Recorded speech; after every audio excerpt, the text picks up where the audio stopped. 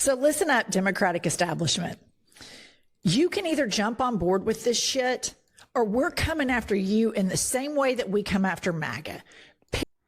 So now she's laughing even louder. So she thinks it's hilarious to celebrate murder and death. And it's something where it's just coming on the heels of spending a couple of days with Turning Point people and seeing Erica and seeing Charlie's children who will not get to know their father. And just, they're the exact same age as my children. It makes it all the more upsetting and depressing and all that. But it's the insensitivity that they lack humanity.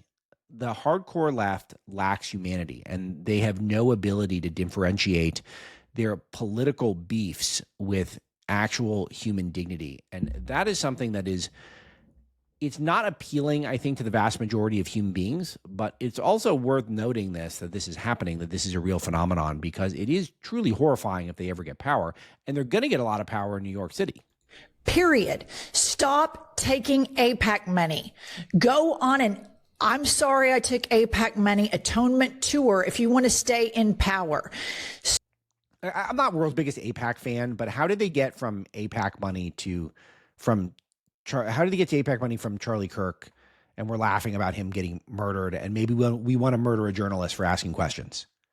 How did we get there that quickly? It's interesting, just the casual anti-Semitism that's taking place in so many corners of the internet. Certainly not just the left. It's the right has tons of this stuff. But we were just talking about it yesterday about Mamdani saying that the American boots are laced up by the IDF. Just this casual anti-Semitism that just takes place throughout so many corners of people who spend time online, and that's just where we're at now, I guess, which is it's almost like a dog whistle where you have to work in these anti-Semitic tropes.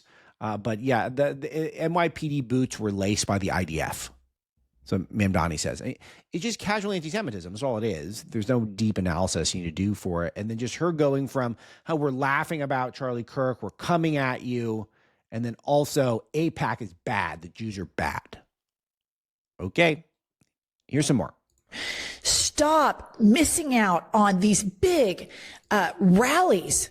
Hakeem and Chuck should have been front and center introducing the next mayor of New York City. But no, they wouldn't show up because they're pussies. They're pussies that are beholden to the same corporations that helped Donald Trump get elected. And this is just an embarrassment. Kudos to Bernie, to AOC, to Zoran. And that woman out in somewhere middle America saying, fuck Charlie Kirk, he was a racist, he was a piece of shit. There are so many more of us than there are of them. And these Democrats that continue to play patty cake with corporations and lobbyists, nobody wants that. Nobody wants you. We want politicians to speak freely and look at what the benefit is. Look at what is happening in New York. And you dipshits are sitting on the sidelines, running your social media like complete dorks. It's embarrassing. Get your shit together. Hakeem and Chuck, seriously, get your shit together, because the Democratic Party is moving on. We are moving on. After Charlie was murdered at his memorial, there was hours and hours of Christian music that was played, particularly in the early stages of the day when people were filing in, which took hours due to security to get everyone inside the football stadium.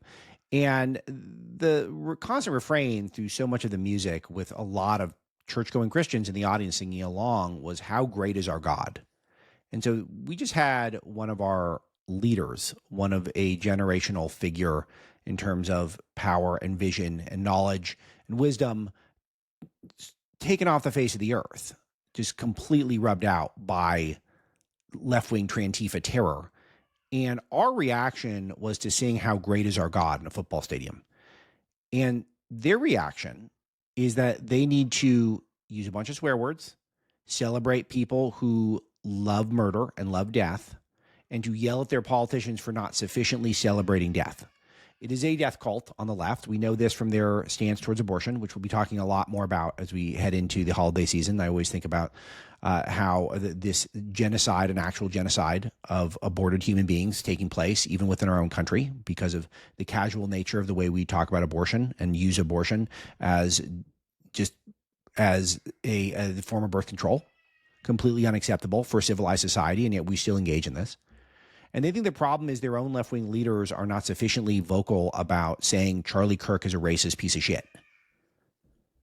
So truly demonic people and gaining power. This is the part of the movement that's actually gaining power on the Democrat side right now. And so it's just, you can spend the whole show on these people, just about every show, because they're so out there, but it's just they make themselves available.